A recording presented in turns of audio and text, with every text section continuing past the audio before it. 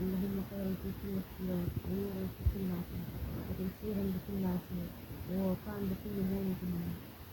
اللهم آمين يا رب العالمين. النهارده هنعمل مع بعض بسكوت البرتقال الاقتصادي. إن شاء الله كده يعجبكم. بسم الله والصلاة والسلام على رسول الله سيدنا محمد عليه أفضل الصلاة والسلام. النهارده هنعمل مع بعض البسكوت اللي شايفينه الجميل ده اقتصادي جدا من غير بيض ومن غير سمنة خالص. اقتصادي يعني حبات برتقال واحدة بس، يعني برتقالة واحدة بس هتعمل الكمية اللي انت شايفاها دي بإذن الله، من غير لبن من غير مكونات معقدة. ان شاء الله هتعمليه يطلع معاكي الكمية. ازيك يا حبيبي، عامل ايه؟ يا رب تكونوا بخير وفي احسن حال. ما تنسوش تحطوا لايك واشتراك في القناة وتفعلوا الجرس عشان يوصلكوا كل فيديو جديد احنا بنعمله. هنعمل كده مع بعض البسكوت بالبرتقال. هنشوف كده المكونات مع بعض. مكونات سهلة جدا وسريعة ومش هتاخد وقت معاكي. معانا كده كوباية عصير برتقال، ومعانا نص كوباية زيت، ومعانا نص كوباية سكر اهو، سكر عادي زي ما هو. ادي كوباية عصير البرتقال اهي. دي برتقانة واحدة بس عصرتها في الخلاط من غير سكر ومن غير اي حاجة وصفتها كويس. وده اسانس البرتقال لو حابة تحطي، لو عايزة تعززي اللون تحطي نص معلقة فروتي او تانك. هناخد كده المكونات نحطها في شفشق الخلاط اهو. حطينا البرتقال وعليه الزيت اهو بالشكل ده كده. سهل قوي قوي، ما باخدش وقت وبتعمليه في الخلاط وبسرعة جدا بتعمليه. حطينا السكر اهو. هنضربهم كده بقى في الخلاط كل المكونات على بعضها، ونحط كده اسانس البرتقال. بقولك لو عايزة تخلي اللون اغمق شوية تقدر تحطي نص معلقة فروت او تانك، مش حابة خلاص كده تمام. هنيجي بقى المكونات الجافة. معانا الدقيق ونص معلقة بيكنج باودر، ده بقى اللي هيرفع البسكوت، ما احنا مش حاطين فيه بيض اهو. ومعلقتين نشا اهو. النشا بتدي قرمشة حلوة جدا للبسكوت.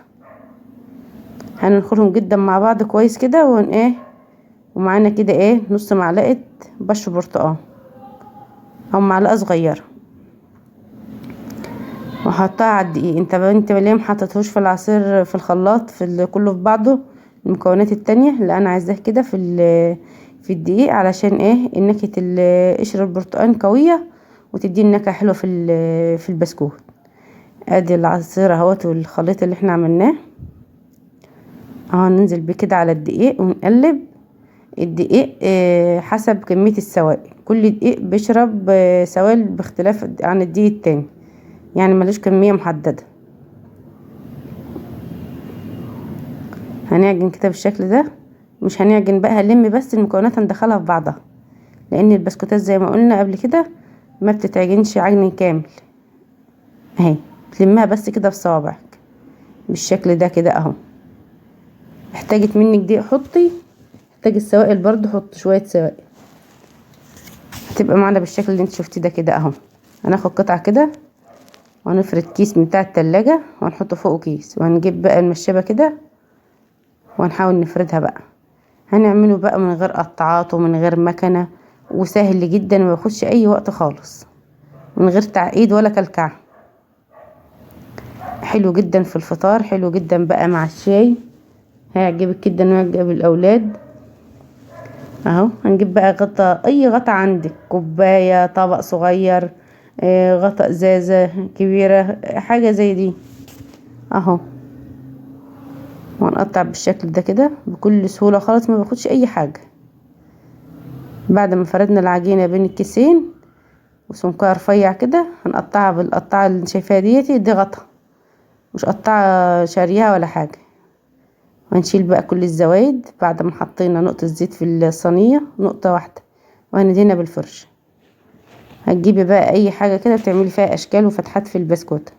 عندك سلاكة بتاعت اسنان، عندك سلاكة بتاع شيش طاووق اللي هي الخلة. انا حبيت جدا النقشة بتاعت الشوكة، بسيطة كده وسهلة وجميلة.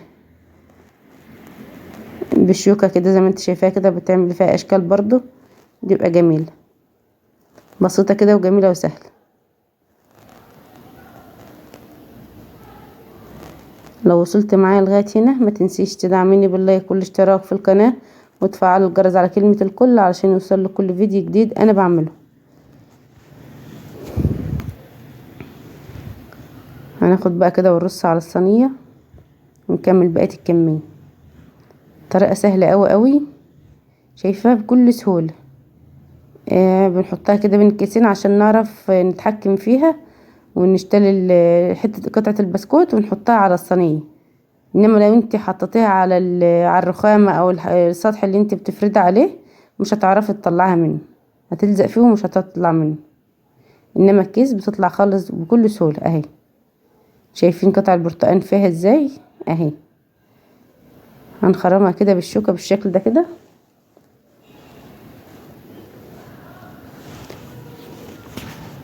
شايفة الحجم بتاع البسكوت عامل ازاي اهو. بيعمل كمية حلوة قوي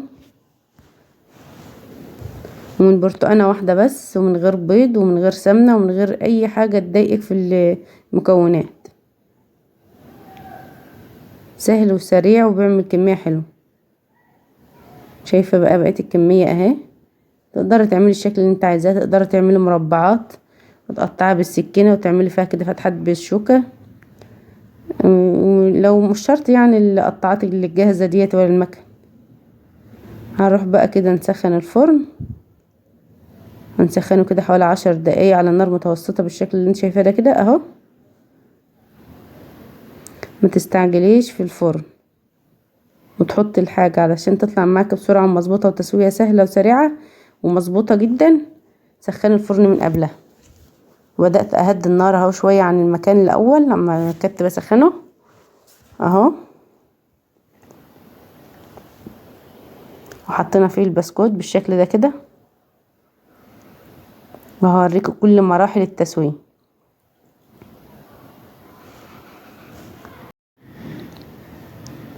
ادي معانا البسكوت اهو في الفرن.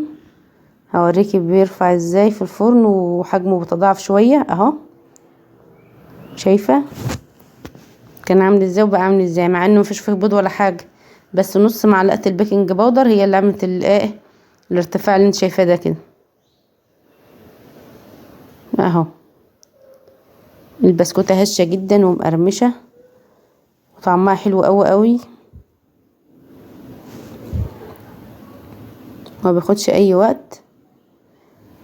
شايفة البسكوت بدأ يتحمر معانا اهو واستوى، ما بياخدش وقت خالص في الفرن. شايفة اهو. اول ما يطلع كده من الفرن تحركيه بالمعلقة وتسيبيه في الصينية سخن. اهم حاجة يفضل في الصينية وهي سخنة علشان يفضل مقرمش معاكي. شايفة اللون من تحت ومن فوق عامل ازاي. شايفة قطعة البسكوت عاملة ازاي جميلة جدا. وادي بقية الكمية اهي سويتها برضو بنفس الطريقة. شايفة عاملة ازاي جميل جدا وهيعجبك ان شاء الله وهتعملها على طول.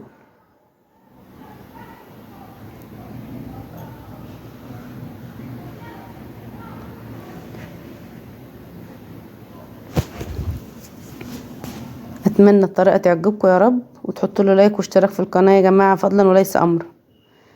وهنحرك كده البسكوتات اهو.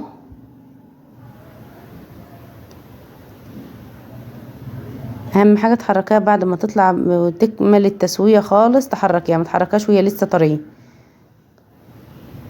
شايفة لونه عامل ازاي وجميل ازاي. وتسيبيه بعد ما قلتلك بعد ما تحركيه كده تسيبيه زي ما هو في الصينية سخن علشان يفضل مقرمش معاكي وما تخزنهوش في العلب بتاعته الا لما يبرد تماما. وادي البسكوت اهو بعد ما طلع وبرد جميل جدا. شايفة الكمية قد ايه من برتقانة واحدة بس.